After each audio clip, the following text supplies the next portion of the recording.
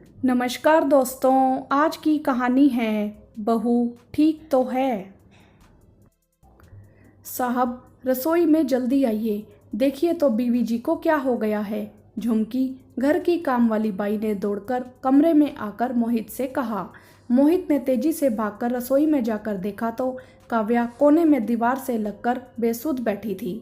पसीने से लथपथ, रंग पीला पड़ा हुआ था। मुन्नी, सोनू, जल्दी आओ, मोहित ने सहारा देकर काव्या को उठाया। बच्चे पापा की आवाज़ सुन दौड़कर आए। बच्चों और मोहित ने मिलकर काव्या को धीरे धीरे से बिस्तर पर ले जाकर लिटाया, नींबू पानी पिलाया और कुछ खाने को दिया। थोड़ी देर तक इंतजार किया, लेकिन जब मोहित ने देखा कि काव्या को बेहतर महसूस नहीं हो रहा तो मोहित काव्या को डॉक्टर के पास दिखाने ले गया। रविवार का दिन और उस पर दोपहर के 1 बज रहे थे। आसपास के सभी क्लिनिक भी बंद पड़े थे। ऐसे में मोहित ने काव्या को अपने एक पुराने दोस्त के घर पर ले जाना सही समझा। दोस्त का बड़ा भाई डॉक्टर था, इसीलिए उनके घर पर ही काव्या को जरूरी दवाई दिलवा दी गई। चेकअप करने के बाद डॉक्टर ने बेहद कमजोरी देख कुछ दवाइयाँ देकर भेज दिया और साथ ही कुछ टेस्ट करवाने को भी कहा। रात तक काव्या की तबीयत में सुधार हुआ। अगली सुबह सारे टेस्ट करवाकर ऑफिस से लौटते समय मोहित रिपोर्ट लेकर डॉक्टर के पास गया। डॉक्टर ने काव्या की टेस्ट रिपोर्ट अच्छे से पढ़ी और मोहित से पूछा, मोहित जी, क्या आपकी पत्नी आजकल अपनी सेहत का सही से ख्याल नहीं रखती? मुझे लगता है आपकी पत्नी ठीक से अपने खाने पीने का ध्यान नहीं रख रही, बहुत कमज़ोर हैं वो। कितनी ही कमियां सामने आई हैं उनकी ब्लड टेस्ट रिपोर्ट में। जी अच्छा, कल भी जब आप अपनी पत्नी को मेरे यहाँ लेकर आए थे तब उनका बीपी बहुत ही कम था। क्या उन्होंने नाश्ता ठीक से किया था या नहीं? सुबह उन्होंने क्या खाया था? जी, मुझे ठीक से याद नहीं। डॉक्टर साहब, लेकिन आप साफ साफ कहिए ना, मेरी पत्नी को क्या बीमारी है? देखिए, डरने जैसी कोई बात नहीं है, उन्हें कोई सीरियस प्रॉब्लम नहीं है। मुझे तो बस यही जानना था कि क्या आपकी पत्नी पौष्टिक आहार लेती भी है या नहीं। देखिए, वह बहुत कमज़ोर है, इसीलिए मुझे लगता है कि दवाइयों के साथ साथ उनको अच्छी खुराक की ज़रूरत है।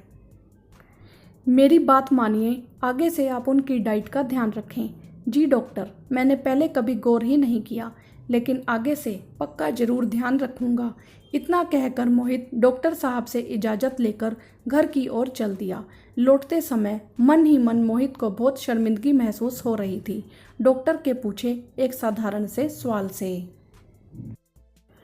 आपकी पत्नी ने खाने में क्या खाया था, का जवाब भी उसे ठीक से पता नहीं था। कितनी अजीब बात है ना, ऐसे कैसे? मोहित सोचते सोचते बीते कल की सुबह के ख्यालों में डूब गया। चलो आ जाओ, सब नाश्ता तैयार है, काव्या ने सबको नाश्ते के लिए बुलाते हुए कहा। क्या बनाया है मम्मा? बेटी ने सवाल पूछा। पोहा। मम्मी, ये क्या बना दिया आपने? मुझे नहीं खाना ये पोहा। कम से कम संडे को तो कुछ अच्छा सा नाश्ता करा दिया करो। मम्मी, मैंने तो आपसे कहा था ना कि संडे को मुझे आलू पूरी खानी है, फिर क्यों नहीं बनाया? सोनू ने दूर से नाराज होते हुए कहा। वह बेटा, 10 बज चुके थे और तुम लोग अभी भी बिस्तर से बाहर नहीं निकले थे।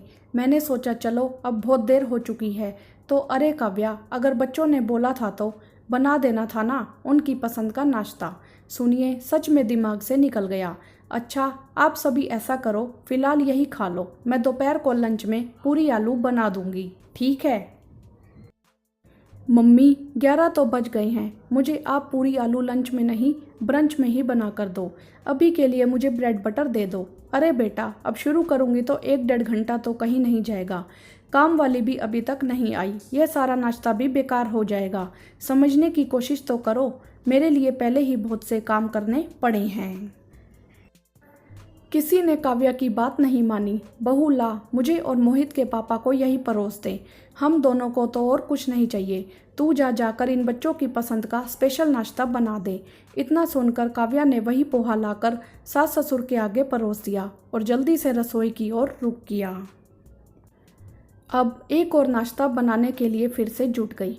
फिर साथ ही साथ कभी चाय तो कभी कॉफ़ी, ग्रीन टी आदि की मांग साथ साथ होती रही।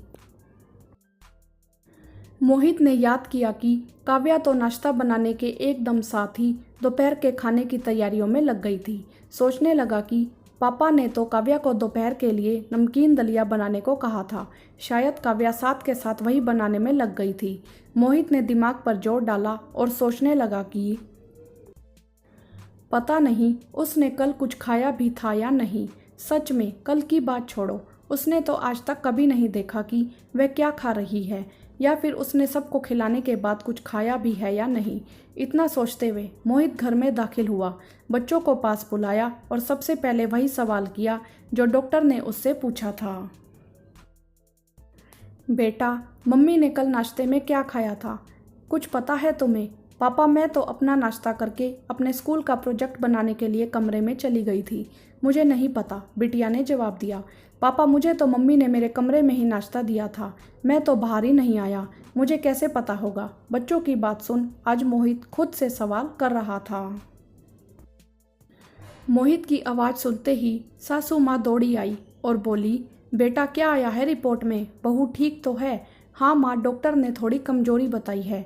सासू माँ ने कहा, बहू मैंने कितनी बार कहा है अपना ध्यान रखा करो, यह काम वाम तो होता रहेगा, लेकिन तुम हो कि काम में लगी रहती हो। मोहित, यह क्या है यार, तू भी कमाल करता है। घर की अन्नपूर्णा और सबकी फिक्र करने वाली काव्या की किसी को कोई चिंता ही नहीं है। खुद पर गुस्सा आ रहा था। शर्म आनी चाहिए तुझे।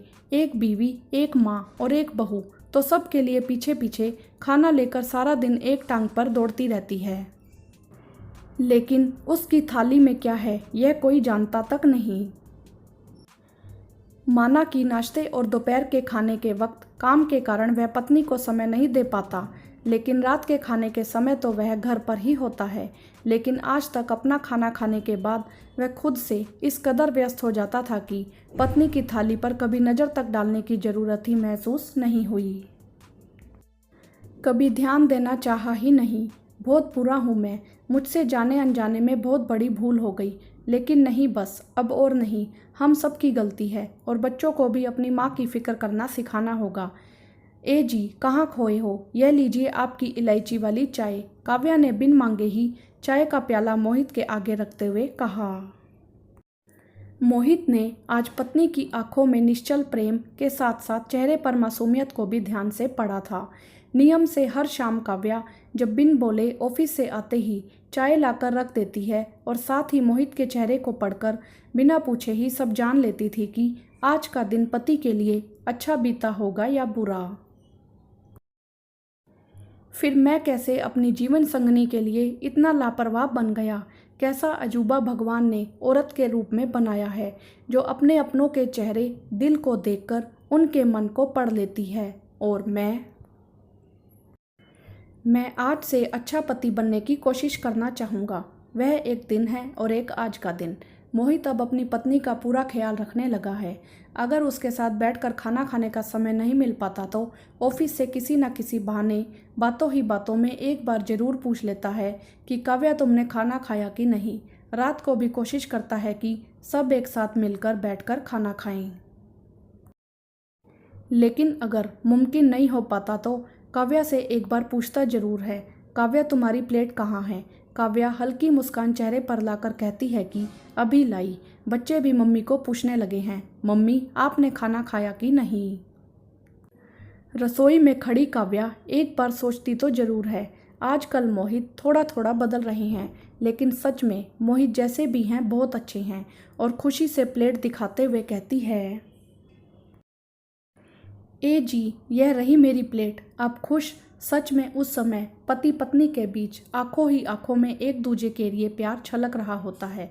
दोस्तों, आजकल पति, बेटे, बेटियां, सास ससुर अक्सर इस बात पर ध्यान नहीं देते कि घर की अन्नपूर्णा ने खाने में क्या खाया है, और कईयों को तो इस बात की जानकारी ही नहीं होती कि सबको पकाकर खिलाने वाली अन्नपूर्णा ने कुछ खाया भी है या नहीं।